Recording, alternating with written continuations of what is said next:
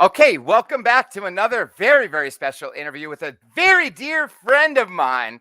10 years.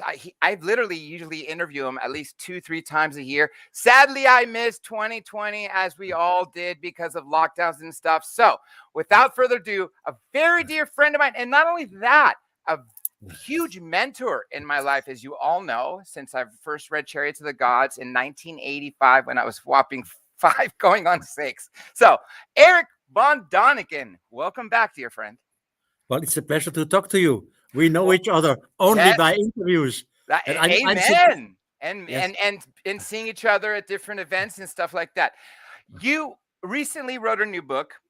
It's Confessions of an Egyptologist, Lost Libraries, Vanished Labyrinths, and the Astonishing Truth Under the Saqqara Pyramids. Fascinating title, by the way. And personally, I always argued that if we still had the Library of Alexandria, we would have been further advanced in our society. So, what was the reason you wrote this book, and who was the Egyptologist that gave you this information? You know, his name was in reality Adel Hamad, and he was a very good friend. He was a studied Egyptologist, all through, grown up in Egypt, and knows everything about the pyramids and the ruins, whatever. He also studied for 6 years Egyptology in Vienna, and therefore Adel spoke fluently German, so we could discuss each other between English and German. It was wonderful. Now, Adel was shot down by the terrorist attack some 20 years ago. You know, It was a catastrophe. And because they killed him so brutally, that was the reason why I decided to come up with the book, the story, the discoveries of the Egyptologist Adel Hamad. Now, the 3 things that I mentioned in the subtitle: Lost Libraries, Vanished Labyrinths, and the Astonishing Truth Under the Saqqara Pyramids. I mentioned Library of Alexandria. How many other libraries did we lose over time? God, endless. You know, practically every culture in the past had its own library. I mean, we had hundreds of kingdoms worldwide, and they all had their libraries. They are all gone. Gone by flood, gone by destructions, gone by natural catastrophes, mostly destroyed by humans. Just imagine or compare it with today. I am living in Switzerland, and in Switzerland, the capital of Switzerland is the city of Bern. Only in Bern, we have a library with over 10 million volumes. Wow. Then go to Germany. Germany is a much bigger country than Switzerland. Germany has at least 100 million volumes in their libraries in Frankfurt and so on. And practically today, every culture has a big library. It was the same thing in the past, but practically only a few of these old books still exist. The biggest part was destroyed. What about vanished labyrinths? I know a lot of people, when they think of labyrinth, they think of the ancient Greek, what some call mythology, of a labyrinth with a monster inside, and the person who was able to figure out how to get out of it used a string of yarn to essentially figure out his way through the maze. What's your take on that story? And can you tell us about some of the other labyrinths? You know, the library you just mentioned was the library of the island of Crete. And there, right.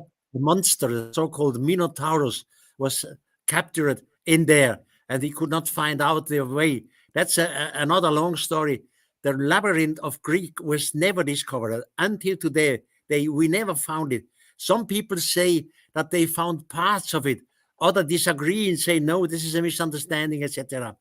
But also in ancient Egypt, there was a gigantic labyrinth, gigantic. I know this because of the ancient writers.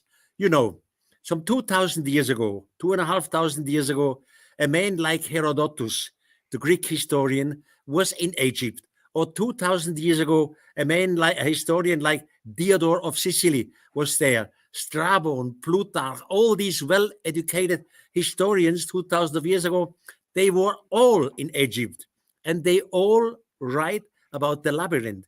They all were in there personally. They described the labyrinth is immense. Herodotus say it is even bigger than the Great Pyramid. And he knew the Great Pyramid. He was standing before. He clearly says the labyrinth had 1,500 rooms under the surface of the earth and 1,500 over. So altogether 3,000 rooms and 1,500 under the earth. Absolutely incredible what they described. And this labyrinth was full with books, knowledge of that time. Till until today, we have never discovered the labyrinth of Egypt. In official archaeology, they say, yes, it was discovered. It was near a pyramid out there in Havara. I was there. It is not true. You know, the historians like Herodotus, who were in the Lee labyrinth, they described gigantic, monolithic buildings, hundreds of meters long, walls of monoliths, etc. And the labyrinth in Havara, which they tell us they could have been the labyrinth, has nothing monolithic at all. It's not comparable. So it's not true.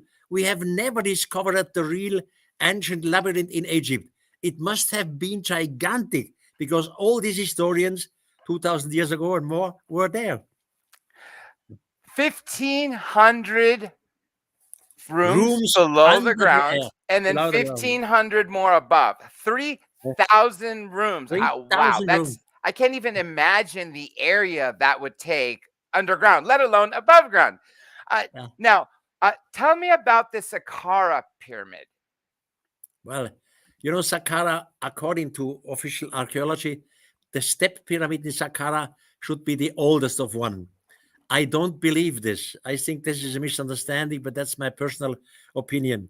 But what we do now, in 1954, the British archaeologist Dr. Brian Emery discovered subterranean tunnels under Saqqara. And these tunnels are not just 200 or 300 meters long. They are kilometers and kilometers long. It is a real kind of labyrinth, not comparable to the labyrinth with the gigantic monoliths. It's simply tunnels underground. I was in some of these tunnels. Some of them are so large, you can drive in with the car. And then right and left, they have niches. In the niches, gigantic sarcophaguses. I mean, gigantic. The lower part, 60 to 80 tons. Only the lid, 40 tons. Gigantic. So you cannot imagine. Now, Mr. Brian Emery, who discovered all this in 1954, he said that down there are millions and millions, and you hear correctly, not 100,000, millions of mummies.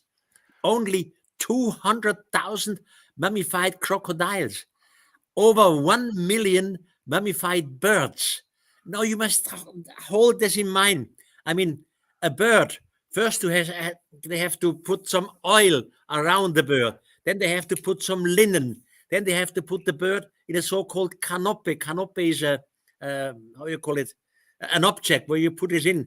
Then you make holes in the wall for thousands and 100,000. It's all crazy. Why have the ancient Egypt done this? And by the way, you know, the normal people think in old Egypt, okay, the pharaoh was mummified. Maybe humans. No, every living being was mummified, including fishes, birds, ducks, small animals like scorpions. They mummified everything. Why? They believed in reincarnation. Yeah. In old Egypt, they were sure that every form of life can be reincarnated, but only if the body is preserved as a whole. That's why they mummified everything. It's incredible. They were sure that in the past of Egypt at that time, the world was already destroyed once and it would be destroyed again. And so that all these animals would recover, be reincarnated again. That's why they mummified everything.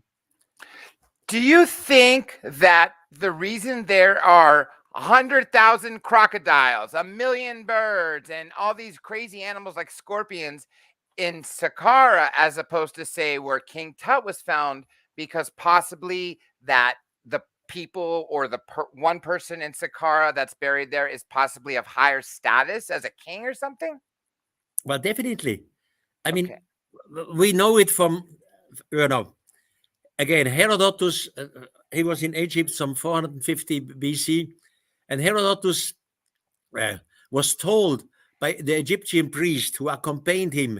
They told him that 11,340 years ago, the gods from the firmament descended. The gods from the firmament were on earth.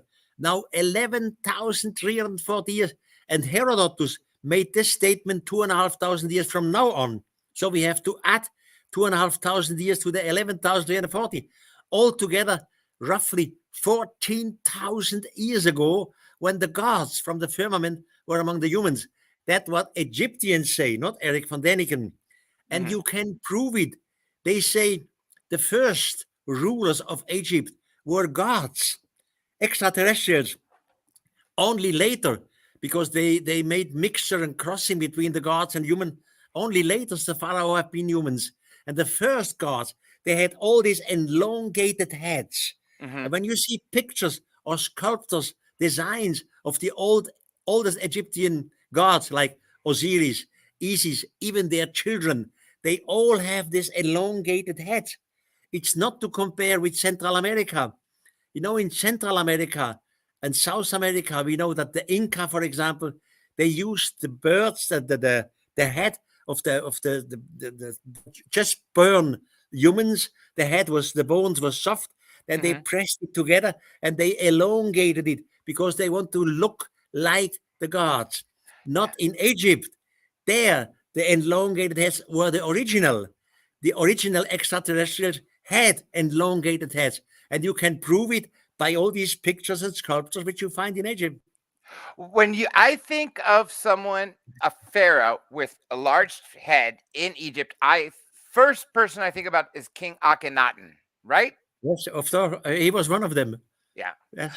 So that's very interesting that you mentioned that the Incas weren't naturally elongated, but they actually stretched it. And like you said, this is with all the cultures that do something like that. It happens while they're young because their bones are soft.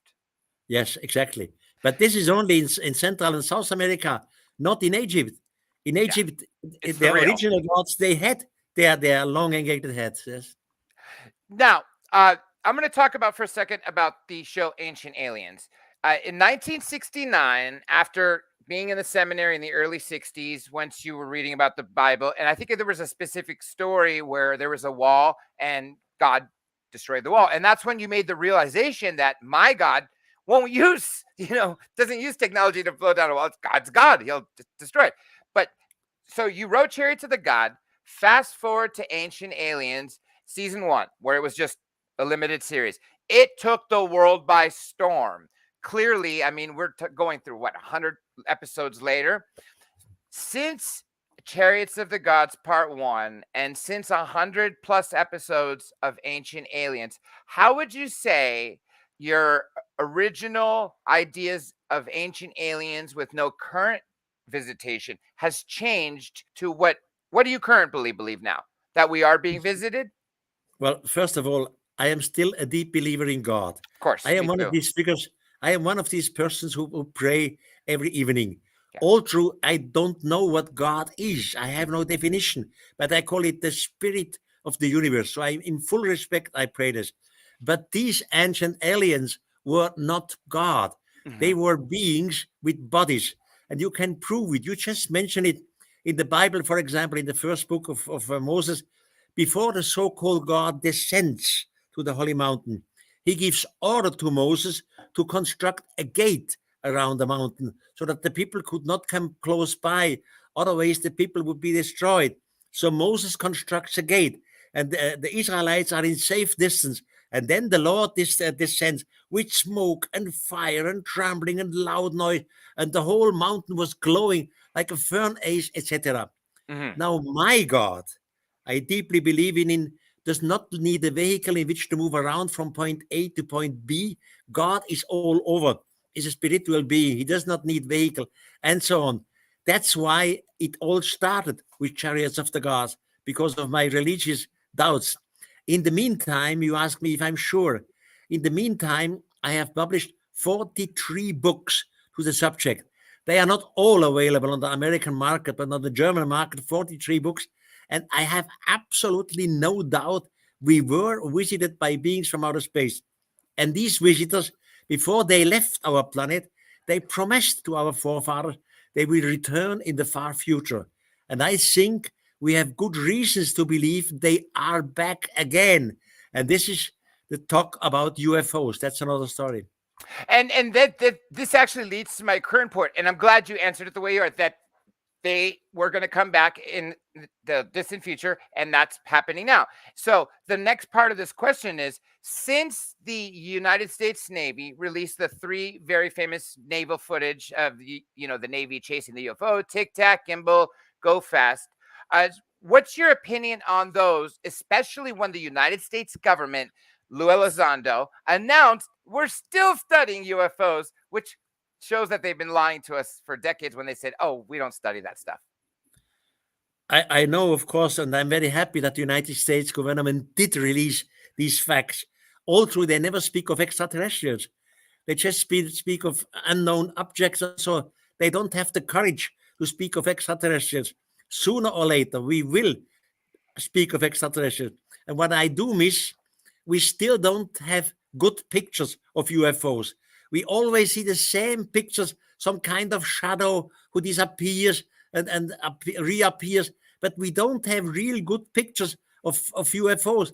I am missing that, but I'm sure it's a question of the next 7 to 10 years that the large public worldwide would be informed. Yes, we are not alone. We are visited. Extraterrestrials are observing us. We don't have to be afraid of that. They are not enemies of us. They help us. This will come in the next years, inevitably.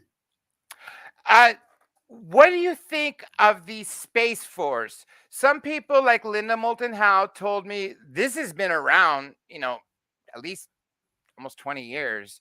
Other people say it was announced in 2017. It'll happen sometime later.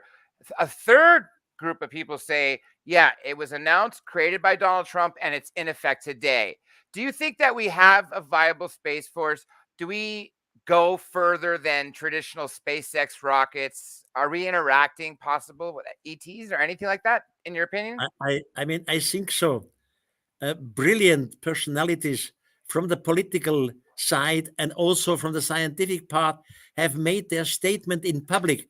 For example, the ex-defense minister of Canada, Mr. Paul Hellyer, clearly said that extraterrestrials are here. He even said some of them look like us. We could meet them on the street and we would not realize the difference between of them.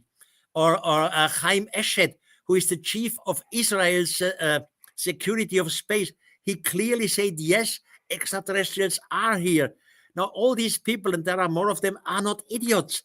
They have the responsibility. They know what they am talking. In America, everybody knows the NASA. NASA is known in America. Nobody knows the French NASA. Of course, because in French, it's not called NASA, it's called ANSN. And the chief, Monsieur Yves Silla of the French NASA, clearly said, yes, we are under observation. It is time that we go to public with this. But the large public is still not informed. It's a shame. Sooner or later, the large public will be informed. At the moment, we are still afraid. And the fact is, we would be shocked. I mean, extraterrestrials have the possibility they could land over a football stadium. Now, the cameras are there already, but it would be a catastrophe for the humans. We are not used to it. We would be afraid. We would say, well, will they enslave us? Will they take us over, etc.? So the community is not prepared. In the Western world, this preparation is going on by all these kind of movies and Star Treks and so on. But for example, in the Muslimic world, it would be a complete shock. They cannot understand extraterrestrials. They think we are alone. You just mentioned something that I didn't hear. So this just goes to show how skewed American media is about global affairs. And I'm sure this is going to be a shock to all the people who are going to see this and hear this tomorrow and beyond, and probably some people here. You said that the French's space agency said that we are under observance. I mean, that's mind-blowing. That's a massive global news. And then you mentioned the other part too. Humans, I truly think, are scared. The people who are, possibly some of the atheists or possibly some of the other people who believe in God but don't believe there's others out there, I think they still fear that, hey, there may be intelligence that's superior to us out there observing us. You know, the problem is, roughly, on this planet, we have two sorts of human. Mhm. One group is religious and the other group is scientific. Yeah. The religious group believes, well, God made everything. Mhm. God made us, etc. And so, and the scientific group say, now it's all evolution, mutation, solution, etc. But none of the two groups, neither the scientific group nor really know the starting point, the beginning. No one knows how it started. To say in the beginning was God simply brings up the next question. Okay, where did God come from? Or to say in the beginning there was a Big Bang. Okay, simply brings the next question. What started the Big Bang? What is this atomic particle come from? So we really have no answer. That's why we still think we are alone. We are the greatest. We are unique in this universe. We are too proud, and we should become more humble. We should learn out there are millions and millions of intelligent forms of life. And I know this because of my studies in antiquity. In antiquity, they were here. And in many cases, they teach young people, boys mostly. And these boys asked them, where do you come from? And they never said from Atlantis or from another continent or from another time. They always pointed to the sky. They said some names which we cannot understand. We came from there. And they always promised, we will return in a far future. And this promise of the returning has become part of every culture worldwide, including today. I am educated as a Christian. Mhm. Christians, of Too. course, wait for the returning of Jesus. Yeah. But the Muslimic society says, no, it is not Jesus, it is the Mahdi who will return. The Jewish community says, no, it's not Jesus or Mahdi, it is the Messiah who will return. It doesn't matter what religion you believe. Each religion has the expectation of the return of some teacher. Now, honestly, not every religion can be right. Some of them must be wrong. And I'm afraid they are all wrong. Nor Jesus, nor Mahdi, nor Messiah, simply extraterrestrials return because they promised it to our forefathers some thousands of years ago. You know, do you think, hold on a second, sorry, sir. Do you, at the stream, there you are. Do you think that we will see disclosure in if your life, if not in my lifetime? I'm about to be 42 next week, so Oh, come on, in your lifetime, of course. Of course, so in your you think so? lifetime. Because I, based on what I've been paying attention for decades, it seems to me that literally people have been talking about disclosure for 75, 80 years. But I am more optimistic now that we have so many new revelations that we didn't have recently. Definitely. You know, I'm in the meantime, I'm an old man. You won't believe it. I'm 87 years in a few months. But as you hear, my brain is still functioning. I always say the gods love me. But I know that this will come to the global mind within the next 5 years. There's no way out because too many people, too many pilots, too many satellites see these objects, see these UFOs. You cannot hide it anymore to the public. Sooner or later, in the next few years, they will announce to the large world, yes, we are not alone. We are observed. There is somebody out there. You know, I really hope so, because so many people have been made to feel stupid by reporting this, and I fear most people still haven't told their stories because of fear of ridicule.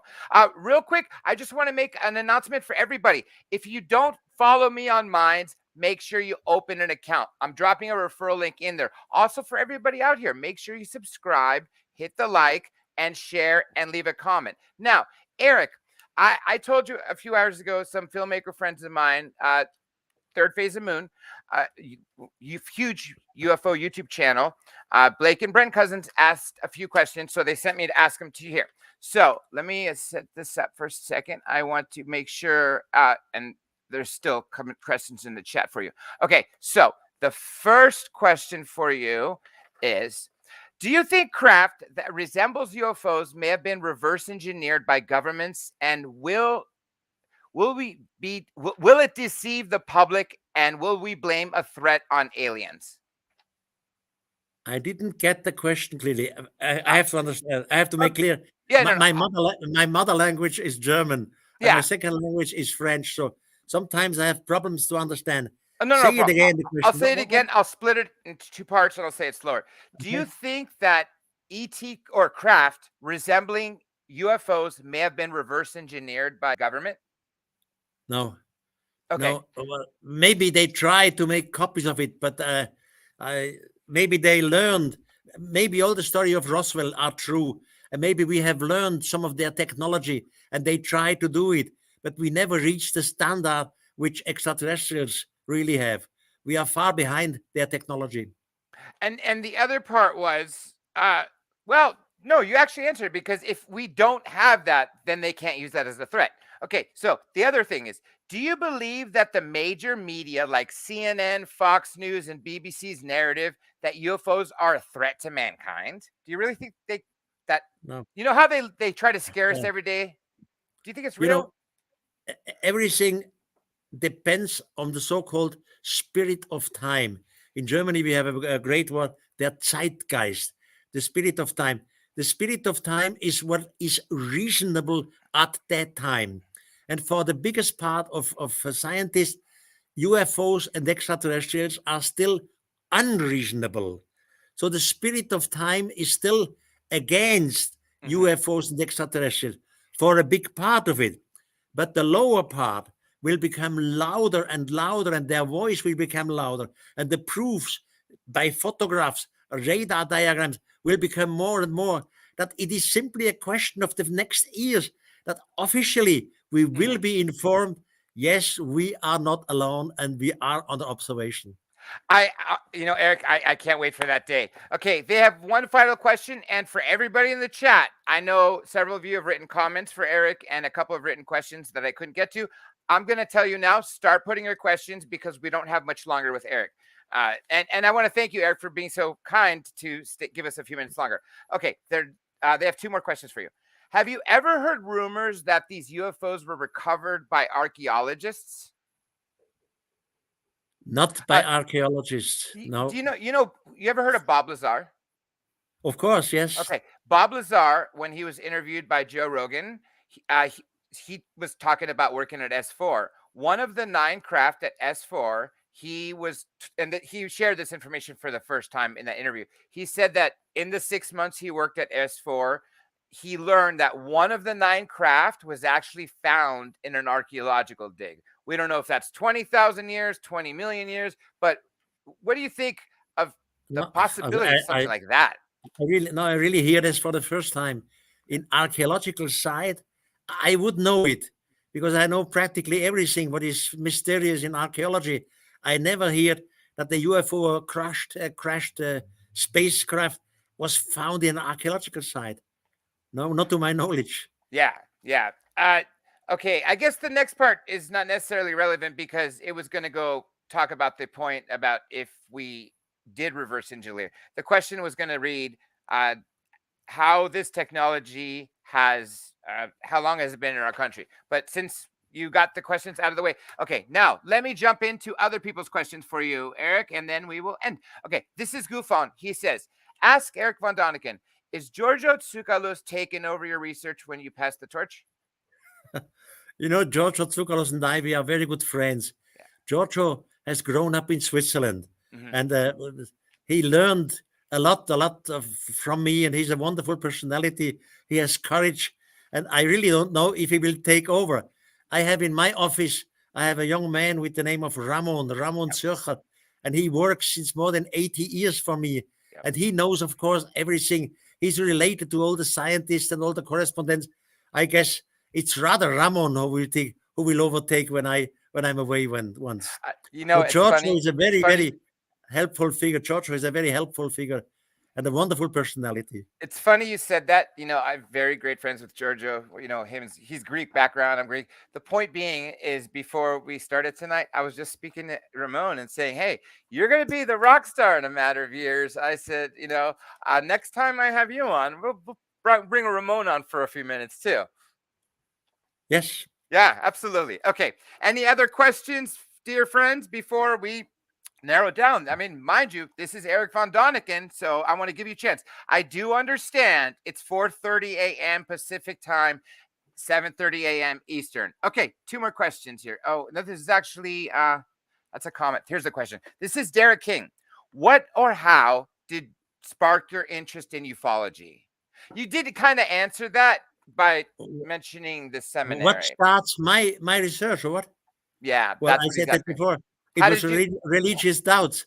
Yeah. I had religion. I had doubts in my own religious education. And I was educated in a Swiss Catholic boarding school with Latin and German, and we had to translate parts of the Bible from one language to the other. So I know the Bible very, very well. And as I said in the beginning, I'm a deep believer in God, although I don't know what God is.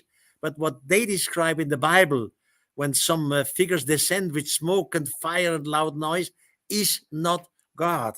That's something different. So, and the technology some thousands of years was not here by the humans, so it must have been extraterrestrials. By the way, also the discussions with humans at that time had with their so-called God. I mean, you take Moses again, these teachers from heaven, they give him instruction about hygienic, about bacteria, about all kind of things which the people at that time could not have known. But the information has come by extraterrestrials. 3OG asks, do you think that time travel is possible or is happening? I really don't know. I know it's not impossible according to all these new theories of quantum physics, but I am not educated enough to give any comment on this. I simply don't know. Personally, I hope it will be possible. If it's physically possible, that's another question. My dear friend Johnny Webb, live in London. He used to co-host me 6 years ago. Johnny asks, Erich, is aliens or are aliens part of a new world order? I would say yes, because we are already influenced, and I'm sure some of our knowledge in astronomy, in technology, has to do with aliens and comes from aliens. Thank you for saying that. You just and again, that means you have a list. Someone watching right now in London. I just want to respond to a comment from Elena Ianu. That sounds Greek to me, which I am very Greek 100%. So let me say Evcharisto for Tuesday. Do you speak Greek, Erich, by any chance? What? Do you speak Greek? No, but I was educated in school 6 years in Greek, but that was the ancient Greek, not the modern Greek. So the today's Greek I cannot understand. But I still know all the letters, the alphabet. You learned the more difficult one. My parents had to learn both in Greek, in Greece, and of course Latin. Now, let me ask you about this. Okay, what book are you working on right now? Well, this is a never-ending story. Yeah. I just finished my newest manuscript in Germany, and this is the book of the answers. Practically every day I receive 200 letters from readers, 200 a day. That means 2,000 in 10 days. So I have summarized some of these letters. These wonderful personalities out there, they inform me. They tell me things about ruins and the mysteries in the old books, which I didn't know myself. So I published these things. Others speak about UFOs. Others clearly prove, and they prove it they had implantations in their body. They prove they were abducted by extraterrestrials. So the newest book, which is not out on the German or the American market, is about all these questions and the answers. I sure miss our, common friend, Dr. Roger Lear. He did such amazing work with those implants. Anyhow, okay. So total How many books have you written? I saw the list. I actually have multiple, many, even a first edition of Chariots of the God. Are you over 50 books at this point? And now, I mean, you know, we call it, there are different, we have to differentiate between the books which are stories, like science fiction stories, or just stories which we invented, and books who are facts. The books who contain facts, I have published 43 of them. But outside of the fact book, I have published a few stories with novels or short stories, which are not facts, which are simply fantasies. So I don't compare them with the books of facts. So the books of facts, 43 43. titles, That and I just tried right now on the next one. and that's And the next book, amazing that you've written that, because Chariots of the Gods, Part 1, 1969. Part 2, 2019. I remember we did the 50-year anniversary twice that summer. The point being, that's amazing. And so with your other books, that sounds like at least one a year. Okay, I'm going to take one, if not two more questions, and then we will end. we have So, I have to run away. we're going to end. Don't worry. Okay, Goofon asks, wait, hold on. He's got two questions. Okay, the first one reads, if you were to take a guess, when do you think alien disclosure will take place, if at all? Within the next 5 years. 5 years. Okay, thank you for that answer. Okay, last question I'm going to take. And Erich, after this question, I'm going to ask you to plug in your info and then hang by for a quick moment after. Okay, if you were to, no, that was it. That was the same question. Well, we're caught up then. Now, we could find your books, everybody. Just Google Erich von Daniken on Amazon, right? Of course, on Amazon you find all my, by the way, I said, in the German language, I have 43 titles. They are not all out in the English language, but at least 25 you should find there. And it's a never-ending story. And I absolutely make clear this planet was visited by beings from outer space. This is definitely clear, and I can prove it in the meantime. Do you have, I know I was speaking to Ramon about this, because of lockdowns, you can't travel to certain places like Los Angeles anytime soon, but do you have any speaking engagements anytime soon? Not soon now, just because of the lockdown, just because of this COVID-19. It's a catastrophe. I am blocked with so many interviews and especially speeches, which I should have. Well, I hope this will sooner or later be over. I agree. Okay, let me throw some final things. First of all, everyone in the chat, I want to thank you so much. Thank you for those of you who gave super chats, super stickers, 3OG. Thank you for all three of them. Welcome to the show. Thank you as well. And Jackie O. For everybody new here, make sure you subscribe. Make sure you share it to somebody else. Leave a comment. And please join me in Minds. Super duper important. It's a crypto site that pays you with free speech. That being said, my dear friend Erich, hang by for a second, but I'm going to give you the last word before we leave up for Thanksgiving. What would you say? Well, I am happy and very thankful for this chance here of this interview. Don't forget, I'm nearly 87 years old, but the gods love me. And I go on with my message. We were visited by beings from outer space. I can prove